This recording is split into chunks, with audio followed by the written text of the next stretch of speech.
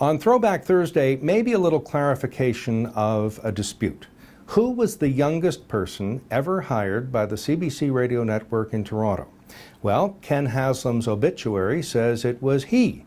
It doesn't say what age, it just says he was the youngest. Well, I did my interview at age 24. I was transferred here at 25. So I say it was I who was the youngest.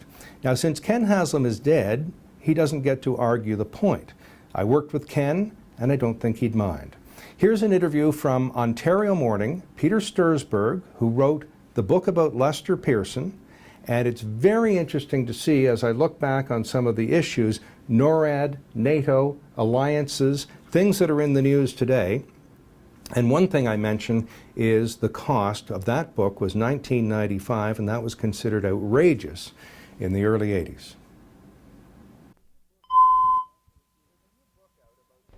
There's a new book out about Lester Pearson.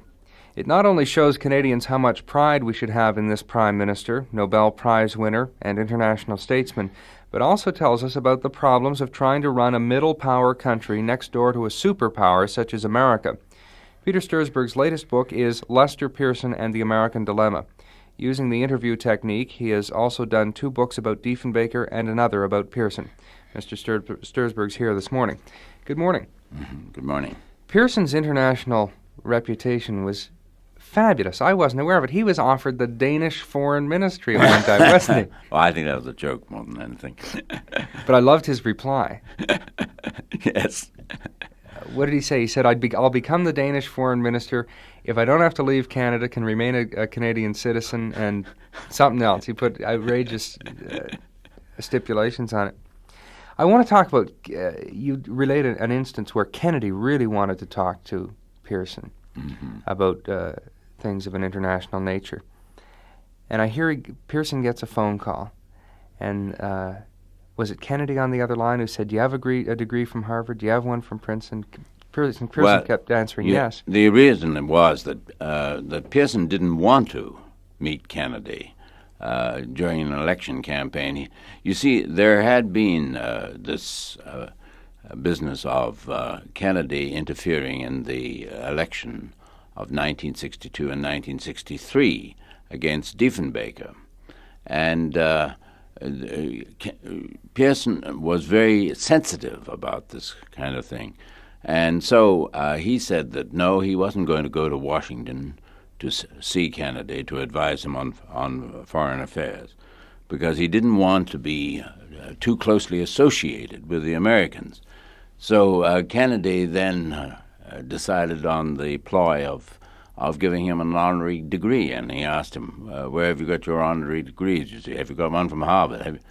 Yes. Well, then Boston. You haven't got one from Boston University. And he didn't have one from Boston University. Well, he said, I'm going to see that you get one from Boston University, and this is how he met him, you see, and got him to, and consulted him on foreign affairs. In other words, if you hold out long enough, you can get a degree for talking to Kennedy. Yes, that's...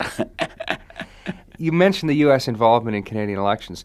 Weren't the same advanced people and technicians who elected Kennedy the people who worked on Trudeau's campaign?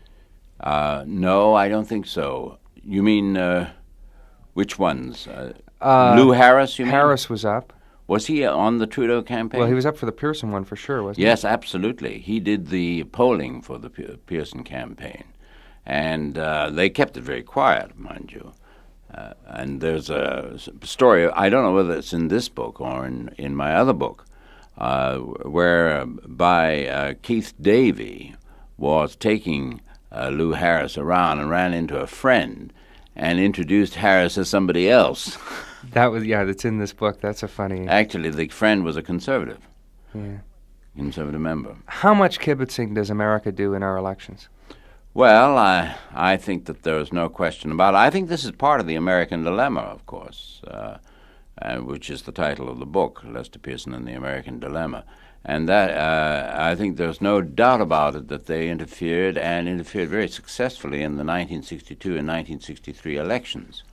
I think that this was because they were really furious with I think it was more than just Kennedy and Diefenbaker not being able to get along, and Kennedy and Pearson having very good relations. I think it was much more than that. I think it was the fact that the Canadian government had attempted to do things, and did a couple of things in opposition to American policy.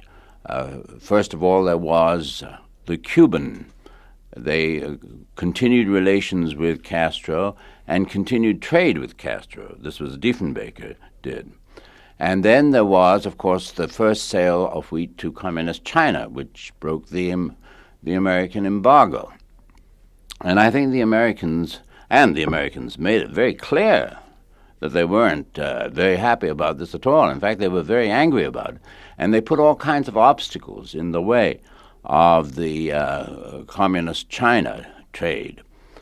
You remember they didn't allow these pumps for the wheat. And finally, we got them, but we had to threaten to get them. And then in the end, they decided that they had to dump Diefenbaker, and they did it very successfully. So I think that there's no question about it that the Americans, and I think we're faced with the American dilemma right now over the crisis in Iran and over the boycott of the Olympics. I was surprised at the amount of impact Canada's policy has had internationally. I suppose that the biggest symbolic evidence of that is that we were the ones who got the hotline between Washington and Moscow, the red phone. Yes, that was old Howard Green. That wasn't really Pearson. But then there is a continuity of foreign policy, which I think is brought out by this book, because in the last chapter, you remember, the chapter is about Trudeau's attempt to put us on a neutralist course. You remember he wanted to scuttle our commitment to NATO, and he was opposed in this, curiously enough, by a fellow French-Canadian, Leo Cadieux, who was the Minister of National Defense. And finally, Trudeau discovered, of course, after a couple of years, and after this big debate there was within the cabinet, that, you cannot change a country's foreign policy as easy as that. That we have to go along with NATO, that we have to go along with NORAD, that we can only argue with the Americans, we can tell them privately, diplomatically, that when we think that they're wrong, but when the chips are down, we have to stand up and be counted. Speaking of Trudeau, he's the only person who won't talk to you. Yes. Does he not like you, or is he trying to drum up support for his own memoirs, or what? Well, I don't know. He certainly talked to Rodwansky, who got 8 hours of interviews just about the time that I was wanting to interview him. And that was a book on Trudeau himself, and as you know, it was a book. It was almost like an official biography. Well, he's so shy and bashful, probably he didn't want to talk about himself anymore, eh? Listen, there are a couple of problems in your book that have been cited. You have Canada declaring war a day early. You have Pearson elected, or going into politics 6 months early, I think. Few inaccuracies like that. Are you aware of those? No, I don't know whether I have. You're quoting from a review of the book, and the review was done by a person who also wrote a book about Pearson, and was compared very unfavorably with my first volume on Pearson. So who's right? Well, I don't know. I haven't checked it, as a matter of fact. I would say that the review was, it's one author.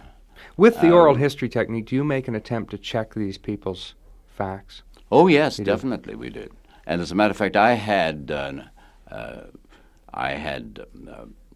a very prominent member of External Affairs check the whole thing. It's a good technique. It's a very interesting book. Good. Thank you very much. Peter Stursberg is the author of Lester, Pearson, and the American Dilemma. By the way, I rarely mention the cost of books, but this one's so good, I must say it's regrettable that books have increased so much in price. In the long run, you might find $19.95 affordable if you're a Lester Pearson buff. Any views expressed here are not necessarily those of the Mackenzie Institute, its speakers, sponsors, or supporters. But the Institute is dedicated to fostering public discussion, debate, and education about security matters. Google the Mackenzie Institute to join the discussion. The Mackenzie Institute is grateful to its sponsors and supporters. Some of our short pods and long talks are a result of the support of Heathbridge Capital Management Limited, the National Post, and Dundurn Publishing.